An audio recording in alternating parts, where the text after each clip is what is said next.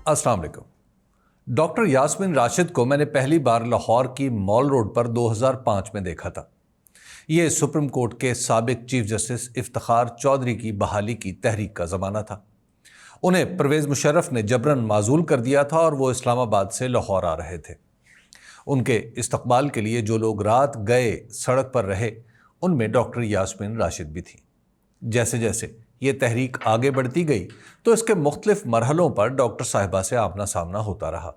मैं लाहौर में नया था, इसलिए डॉक्टर साहिबा से पूरी तरह वाकिफ था, ना वो मुझे पहचानती थी।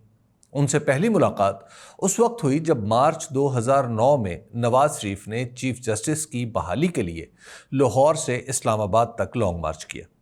इस मार्च में लाहौर और गुजरांवाला के दरमियान कहीं उनसे मुलाकात हुई। उस वक्त तक तहरीक इंसाफ का सियासी मुस्तकबिल ज़्यादा रोशन मालूम नहीं होता था और मेरी इस जमात के साथ सहाफ़ती दिलचस्पी भी न होने के बराबर थी। हत्ता कि मैं ये भी नहीं जानता था कि उस वक्त तक डॉक्टर साहिबा को तहरीक इंसाफ या इमरान खान से कोई सियासी ताल्लुक़ है भी या नहीं। डॉक्टर साहिबा का नाम कौमी सियासत में उस वक्त गूंजने लगा जब उन्होंने 2013 के आम इंतखाबात में नवाज शरीफ साहब के खिलाफ इलेक्शन लड़ा।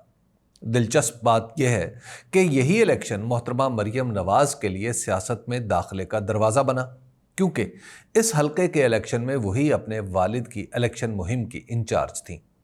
डॉक्टर यास्मीन राशिद ये इलेक्शन हार गईं, मगर उन्होंने मुकाबले की ऐसी फिजा पैदा की कि नवाज शरीफ के 91,000 वोटों के मुकाबले में उन्हें 52,000 वोट पड़े। इसका सीधा सा मतलब था कि तहरीक इंसाफ वाहिद मुल्कगीर सियासी जमात है जो मुस्लिम लीग नून को इसके गढ़ लाहौर में हरा सकती है। 2017 में नवाज शरीफ नाअहल हुए तो इस हल्के में दोबारा इलेक्शन हुआ। मरहूमा कुलसूम नवाज अपने शौहर की नशिस्त पर इलेक्शन लड़ी और उनका मुकाबला भी डॉक्टर यास्मीन राशिद ने ही किया। 2018 में भी वो तहरीक इंसाफ की उम्मीदवार थीं और उन्होंने मुस्लिम लीग नून के वहीद आलम के मुकाबले पर 1,02,000 वोट लिए, जबकि 1,22,000 वोट लेकर मुस्लिम लीग नून ये सीट जीत गई। अलबत्ता पंजाब असम्बली की मखसूस नशिस्त पर डॉक्टर साहिबा रुकन बन गईं और फिर वजीर सेहत भी हो गईं। 2024 के इलेक्शन में डॉक्टर यास्मीन राशिद गिरफ्तार थीं और उन्होंने जेल से इलेक्शन लड़ा। एक बार फिर उनके मुकाबले पर नवाज शरीफ थे। इलेक्शन में इस हल्के के वोटरों ने खामोशी से अपना फैसला सुना दिया। जेल में पड़ी यास्मीन राशिद को मां का खिताब भी इसी हल्के के वोटरों ने दे दिया।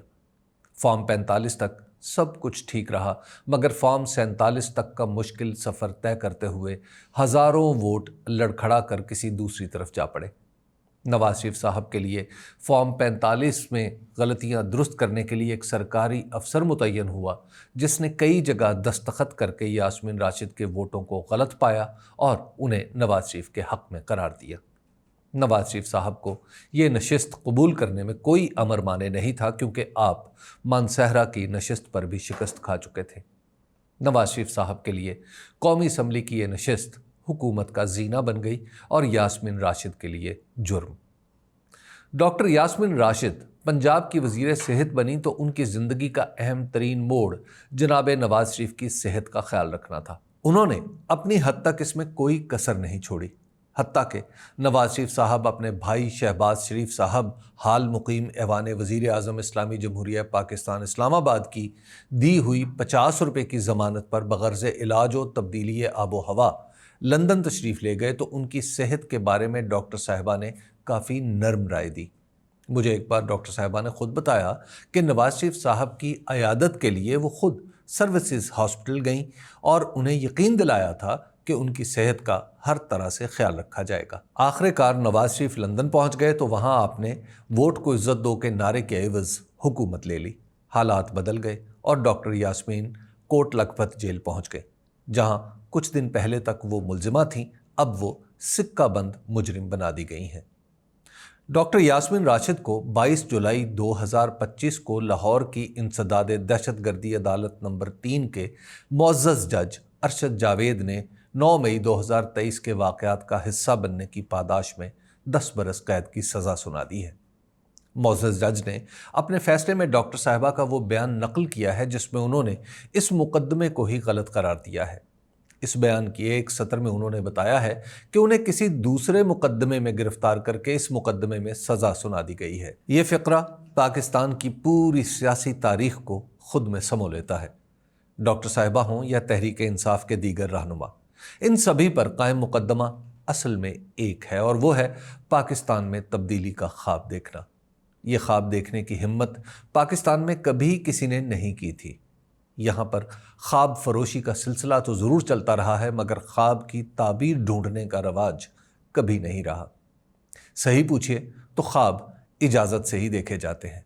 इमरान खान, शाह महमूद कुरैशी, डॉक्टर यास्मीन राशिद, महमूदुर रशीद और एजाज चौधरी, इन सबों का जुर्म यही है कि उन्होंने खुद ही पाकिस्तान में कानून की हुक्मरानी, दस्तूर की सरबुलंदी और जमहूरियत के ख्वाब देखे और उन्हें शर्मिंदा ताबीर करने चल निकले।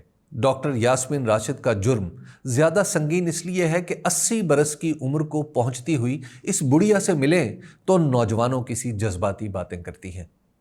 उम्र के इस हिस्से में इंसान मुस्तकबिल की उम्मीद छोड़ बैठता है, मगर ये पागल डॉक्टर लाहौर में नवाज शरीफ के हल्के में सियासत के चरखे पर ख्वाब का सूत काट रही थी। पाकिस्तान में इससे बड़ा जुर्म और क्या हो सकता है? इस पर तुर्रा ये कि जेल में बैठकर 3 बार के वजीर आज़म इस्लामी जमहूरिया पाकिस्तान को उन्हीं के घर में फॉर्म 45 की हद तक सही हरा दिया।